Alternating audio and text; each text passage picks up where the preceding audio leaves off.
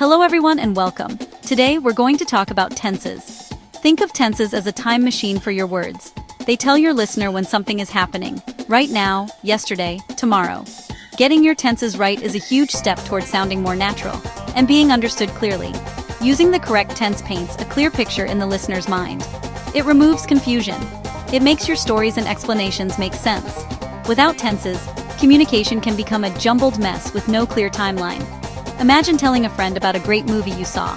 If you use the wrong tense, your friend might think you're going to see it soon, or that you're watching it right now. This small mistake can change the whole meaning of your sentence. That's why mastering tenses is so powerful, not just grammar rules. It's about connecting with people. We'll break it down with everyday examples. Take a deep breath, relax, and let's begin this journey together. You can do this. Let's start building your tense toolkit. Let's start with the absolute basics.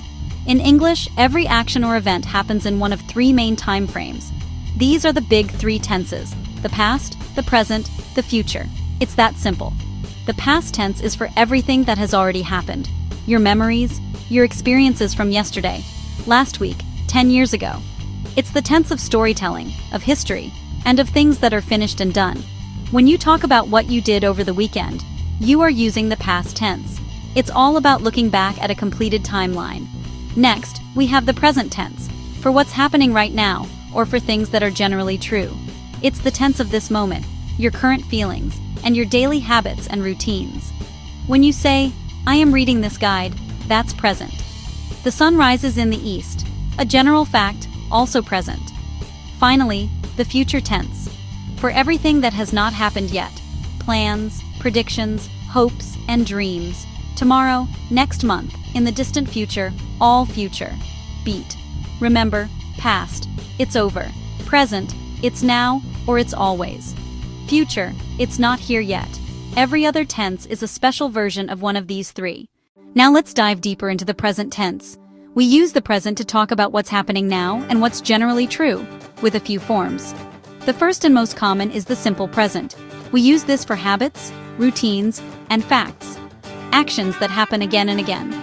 For example, I drink coffee every morning. This is a routine. The earth revolves around the sun. This is a fact. Simple present is usually for what you do in general, not this exact second. Next, the present continuous, also called the present progressive. This is the right now tense. We use it for actions happening at the moment of speaking. It's formed with the verb to be, am, is, are, and the ing form of the main verb. For example, I am talking to you right now, or she is watching a movie. This tense emphasizes an action in progress, a snapshot of an ongoing activity. It can also show temporary situations like, I am living in New York this year. The third form is the present perfect. This one can be a little tricky. It connects the past with the present, an action at an unspecified time that has a result now. We form it with have or has, and the past participle. For example, I have lost my keys. Result, I can't get into my house now. She has visited Paris 3 times, a life experience up to now. Finally, the present perfect continuous emphasizes duration from the past until now. It's formed with have, has been, and the ing verb, I have been waiting for the bus for 30 minutes. Let's travel back in time and explore the past tense. This is the tense you will use most often when telling stories or talking about your day. The most basic form is the simple past. We use it for actions that started and finished at a specific time in the past. The time can be mentioned or implied. For most verbs, add, ed. I walked to the store yesterday. The action is completely finished. Another example, she watched that movie last week.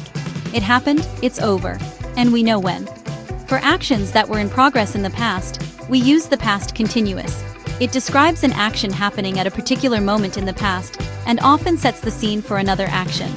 Form, was, or were, plus, ing. For example, I was cooking dinner when the phone rang. The cooking was in progress. The phone ringing interrupted it. They were playing soccer at 4 p.m. yesterday.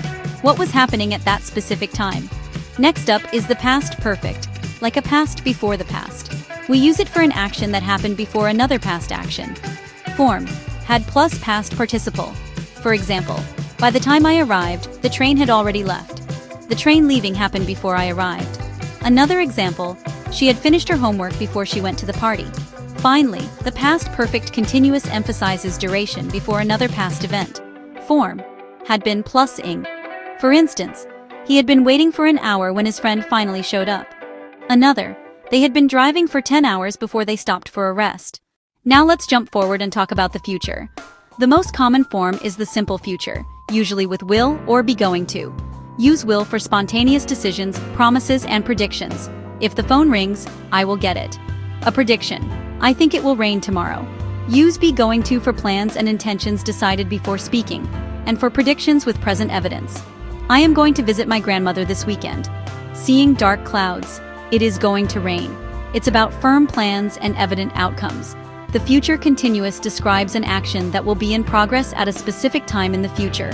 Form will be plus ing. Example: this time tomorrow, I will be flying to Japan. Don't call me at 9 p.m. I will be studying for my exam. The future perfect says an action will be completed by a certain time in the future. Form will have plus past participle. Example: by 2030, I will have graduated from university. By the time you arrive, I will have cleaned the entire house. There is also a future perfect continuous. For example, I will have been working here for 10 years, but it is much less common. Many learners find it difficult to choose between similar sounding tenses. Let's clarify. Use the simple past for actions that are finished with a specific time. I lost my keys yesterday. The action is firmly in the past. Use the present perfect when the past action has a result now or the time is unspecified. I have lost my keys, meaning I don't have them now. Did you eat breakfast? Simple past, finished meal. Have you eaten yet? Present perfect, your current state. Simple present is for habits, routines, and facts. I play the guitar. Present continuous is for right now. I am playing the guitar. What do you do? Simple present, your job. I work at a bank. What are you doing? Present continuous. I'm watching TV. First, start with the big three: past, present, or future. Ask, when did this action happen?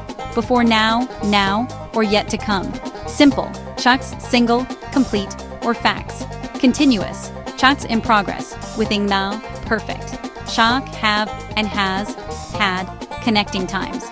Perfect, continuous, pause, duration before another point. Practice with your day. I slept well. I am eating breakfast. I will go to work. Be patient. Listen, watch, read. Keep this guide. Practice a little every day. Soon you'll use tenses with confidence and clarity. You've got this.